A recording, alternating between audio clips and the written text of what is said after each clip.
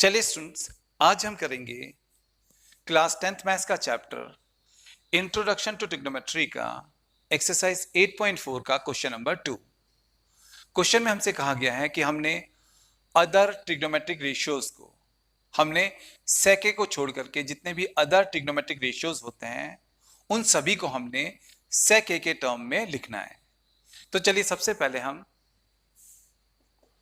Sign ए को सेक ए के term में लिखते हैं। ठीक है, अब देखिए स्टूडेंट्स, आपने अच्छी तरीके से याद रखना है कि साइन स्क्वायर थीटा जो होता है वो equals to 1 minus cos square theta होता है। तो आपने अच्छी तरीके से याद रखना है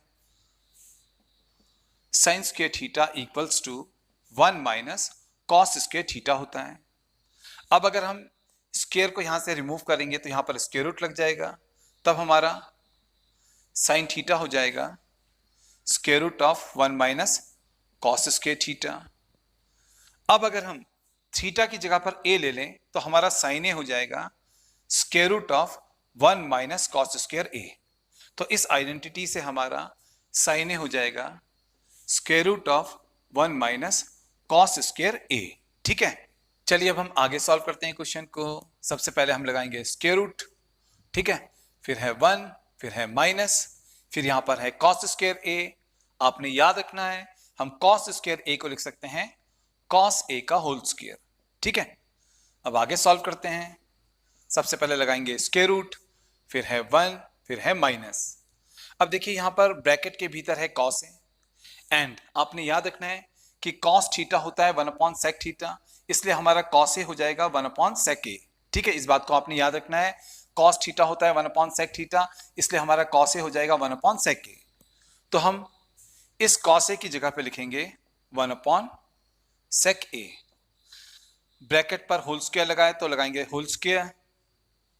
अब आगे सॉल्व करते हैं। अब हम स्क्वायर रूट तो हमने लगा लिया, फिर यहां पर 1 है, फिर है माइनस।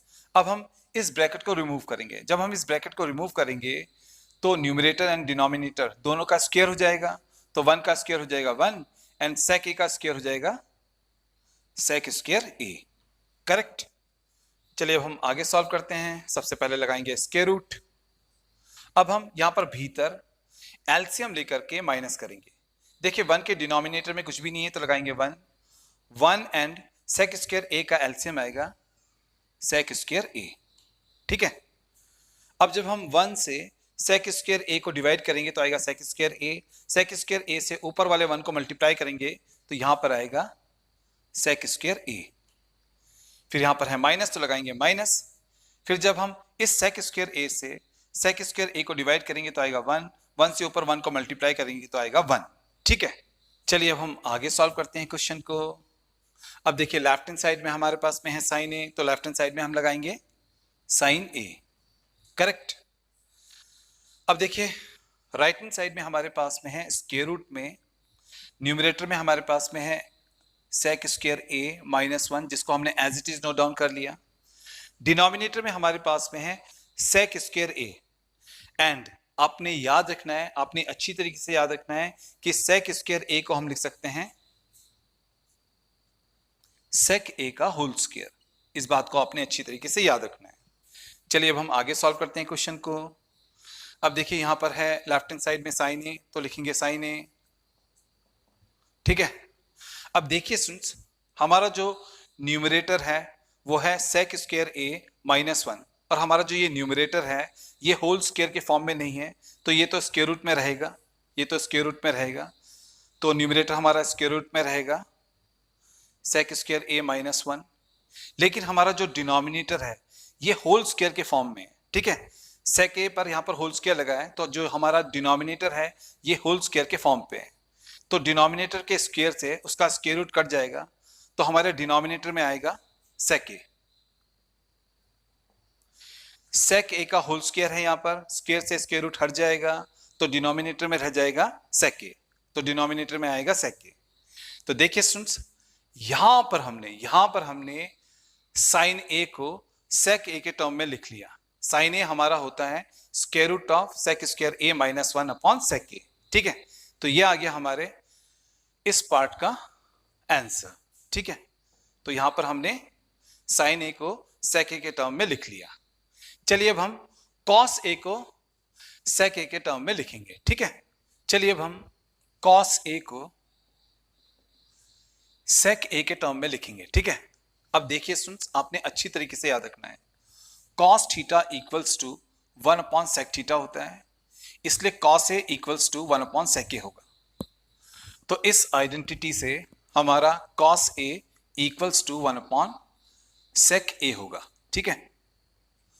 तो देखिए यहां पर हमने कॉस ए को सेक ए के टर्म में लिख लिया, तो ये आ गया हमारे इस पार्ट का आंसर।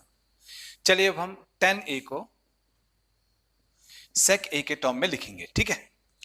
अब देखिए स्टूडेंट्स, आपने अच्छी तरीके से याद रखना है, tan square theta equals to sec square theta minus 1 होता है। तो आपने अच्छी तरीके से याद रखना है, tan square theta equals to sec square theta minus 1 होता है। अब हम क्या करेंगे, अब हम यहां से स्क्वायर हटाएंगे तो यहां पर स्क्वायर रूट लग जाएगा, तब हमारा tan theta equals to square root of sec square theta minus 1 हो जाएगा। अब अगर हम थीटा की जगह पर a ले लें तो हमारा tan a equals to square root of sec square a minus 1 हो जाएगा। तो इस आइडेंटिटी से हमारा tan a हो जाएगा square root of sec square a minus 1, ठीक है। तो देखिए स्टूडेंट्स, यहां पर हमने tan a को सेक a के टर्म में लिख लिया, तो ये आ गया हमारे इस पार्ट का फाइनल आंसर। चलिए अब हम cot a को सेक a के टर्म में लिखेंगे। अब देखिए स्टूडेंट्स, हमें अच्छी तरीके से पता है कि जब हमारे पास में होता है cot थीटा तो वो equals to 1 upon tan theta होता है, इसलिए cot a हमारा हो जाएगा 1 अपॉन tan a। तो इस आइडेंटिटी से हमारा cot a हो जाएगा 1 अपॉन tan a। एंड देखिए स्टूडेंट्स, हमने इस tan a का वैल्यू यहां पर निकाला हुआ है, तो हम tan a की इस वैल्यू को यहां पर रख देंगे। तो जब हम tan a की इस वैल्यू को यहां पर रखेंगे तो cot a हमारा हो जाएगा 1 upon square root of sec square a minus 1। तो देखिए स्टूडेंट्स, यहां पर हमने cot a को सेक a के टर्म में लिख लिया और हमारे पास में आया कि जो cot a होता है वो equals to 1 upon square root of sec square a minus 1 होता है, ठीक है। तो यहां पर हमने cot a को सेक a के टर्म में लिख लिया। चलिए अब हम cosec a को सेक a के टर्म में लिखेंगे, ठीक है। अब देखिए स्टूडेंट्स, आपने अच्छी तरीके से याद रखना है, cosec थीटा होता है 1 अपॉन साइन थीटा, इसलिए cosec a हो जाएगा 1 अपॉन साइन a। तो इस आइडेंटिटी से हमारा cosec a हो जाएगा 1 अपॉन साइन a।